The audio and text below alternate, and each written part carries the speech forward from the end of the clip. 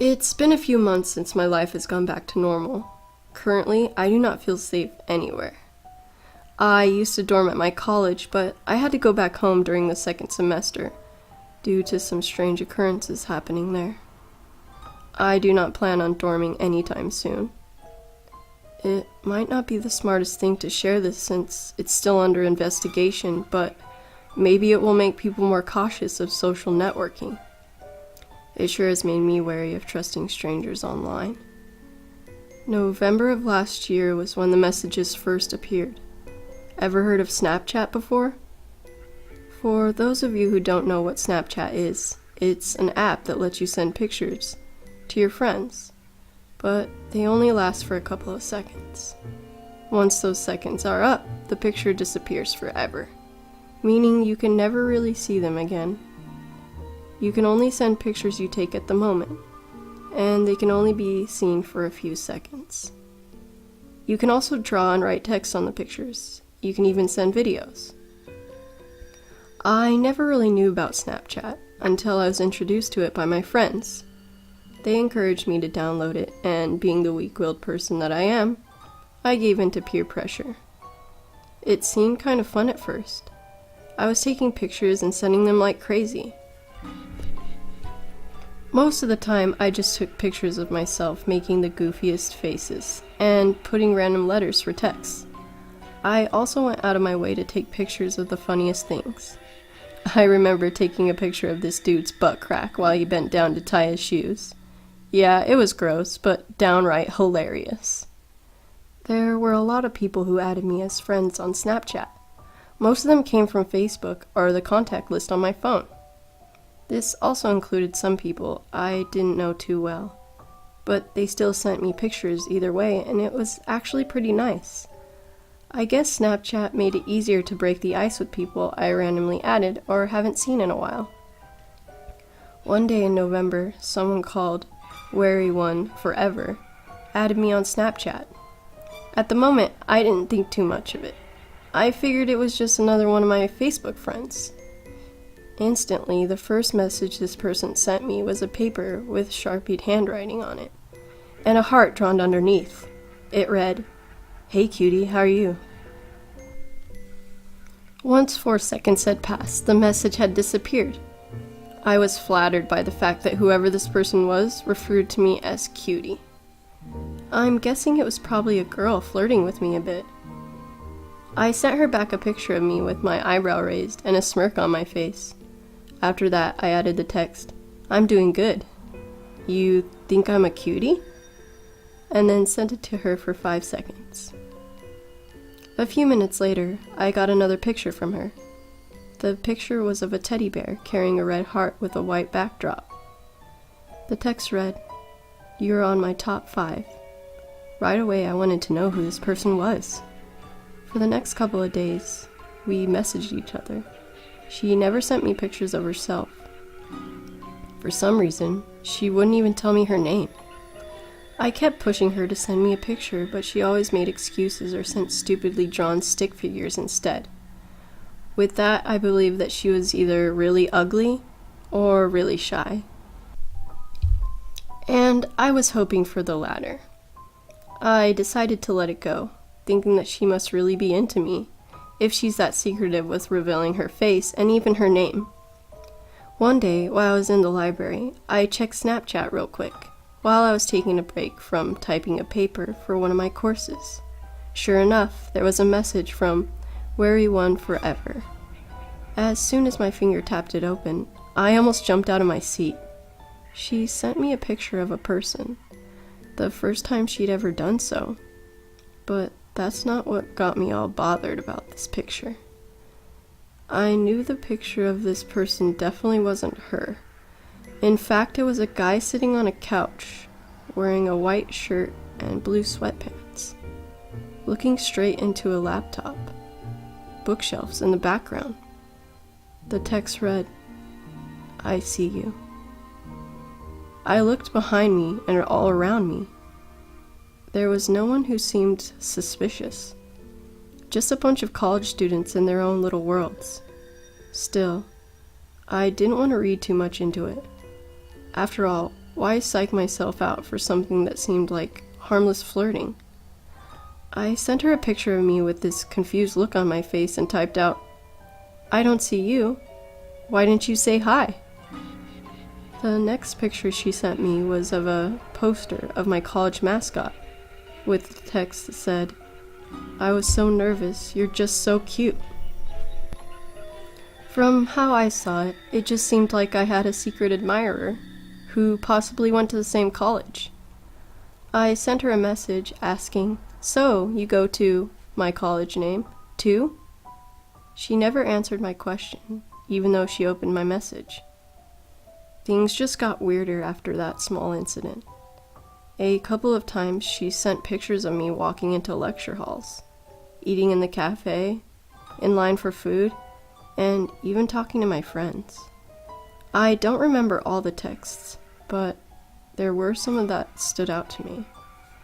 Like, "I see you everywhere. It's so funny how close I am to you. And one day you'll know who I am." I started to think one of my friends might have been playing a joke on me. I asked my best friend Andrew one day if he was the one sending me all those weird Snapchats. He told me he had no idea what I was talking about, and I explained to him the whole thing. That this person called Wary One Forever had been sending me Snapchats of me. Andrew said that was pretty creepy, and that I must have had some obsessive stalker who obviously had no life. I was secretly hoping he was the one behind all of it, but I knew he was telling the truth. Wary One Forever didn't have the same handwriting as Andrew. Besides, Andrew can't lie his way out of a paper bag.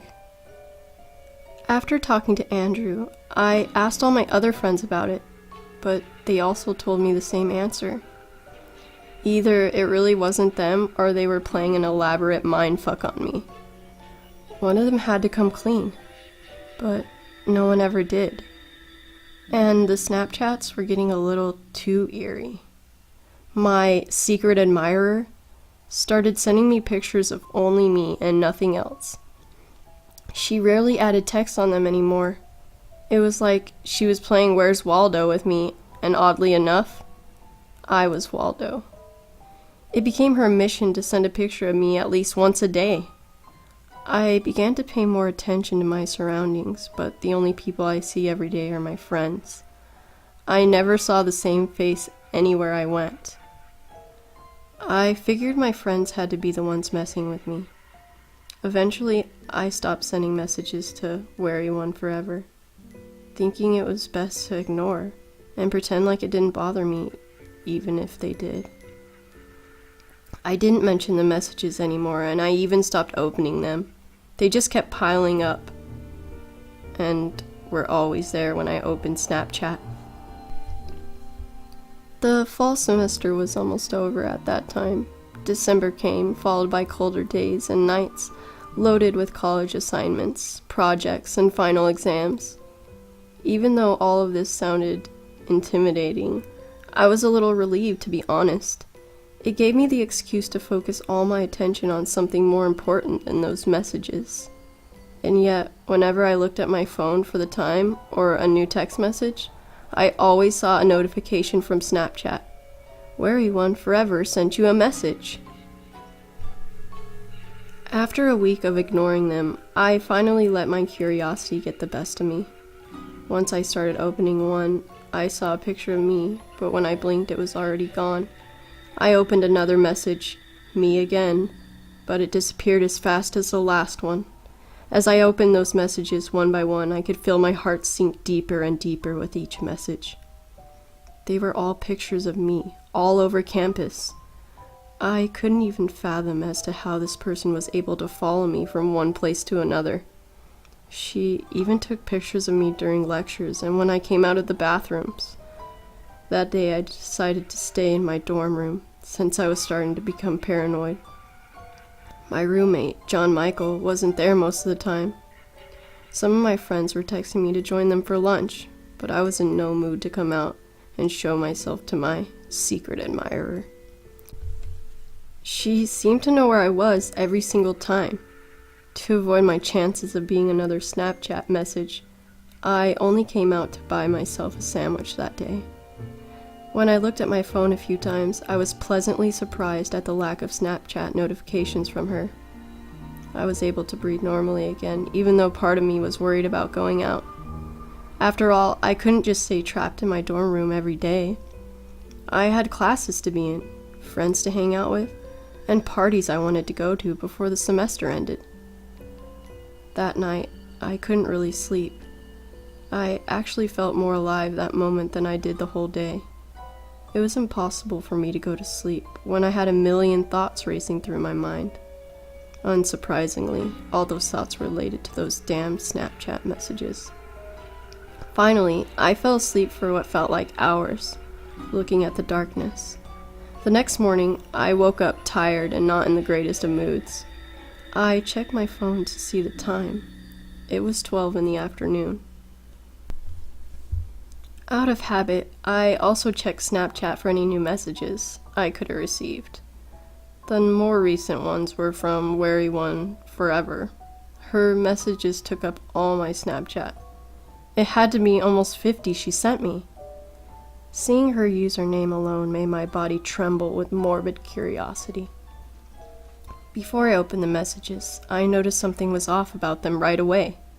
She sent me videos in the more recent Snapchats, which is something that never happened before. Also, the time she sent me those messages was about 6 hours ago. It made me extremely hesitant to open any of them, but something inside me was demanding me to do it. She had to be taking pictures of something else that night. I was in bed that whole time. However, once I opened her first message, I could not believe with my own eyes and even thought for that second I was going insane. I wanted to scream immediately. I regretted my decision of ever opening that message. Just thinking about it gives me chills. At first, I couldn't make out what was in the picture. It seemed dark, but she must have enabled the flash, because there was a bright light that was being used. The bright light was illuminating the subject of the picture. Even though the picture was only for a second, I was able to make out what was in the second and third picture, and by the 20th picture, my eyes confirmed it was someone lying on a bed. It made my heart beat unrivetingly, faster. Those were the most horrifying seconds of my life. As I kept opening the messages, they were the same pictures of someone sleeping. The more recent messages became closer and closer views of the person. The closer they were, the more they confirmed my fears about the person in the picture. And the videos, oh god, the fucking videos. They may have been only 5 seconds, but they showed uncomfortable close-ups of that person's face in the glowing flashlight. And then there was that typical noisy silence audio in the background, and my own sleeping face. It broke me down as I immediately dialed my college police. I told them someone broke into my room last night, that I was being stalked by someone. I didn't know who was sending me these pictures. I tried to explain myself as much as I could, but they couldn't even understand what I was saying because I sounded like a complete mess. They came over to check up on my dorm room, observe any forcible entry that could have taken place, and even question my roommate for an hour. I showed them my Snapchat to prove the multiple messages the person was sending me. Unfortunately, they couldn't retrieve them and see the actual pictures. I told my parents about it a week later. They wanted to pick me up as soon as possible, even though finals were coming up. After I was finished though, I went back home, and the messages had stopped for a while. I didn't see anything from Wary One Forever for the second semester of college.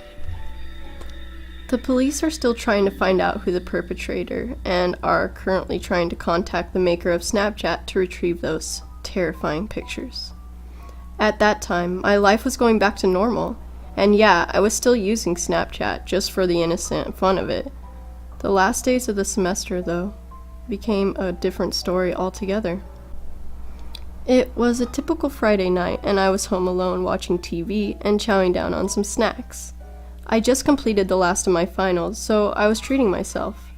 After all that stress from college, and especially from that slightly traumatizing situation. But that all changed once my phone began to vibrate. This whole wave of dizziness took over me as I read what was on the screen. Wary One Forever sent you a message. I was conflicted with what to do at the moment. Maybe I shouldn't have opened the message. Maybe I should have just deleted Snapchat from my phone and saved myself the trouble. Because when I did open that message, I was clearly met with the image of my house in broad daylight. Not just my whole house, but specifically the view of the kitchen window. The picture only lasted for 5 seconds, and it was kinda hard to see due to the grainy quality. Yet, it was noticeable enough to detect my own self sitting by the table, eating my cereal in the morning, looking outside the window at what I remembered to be really nothing at all.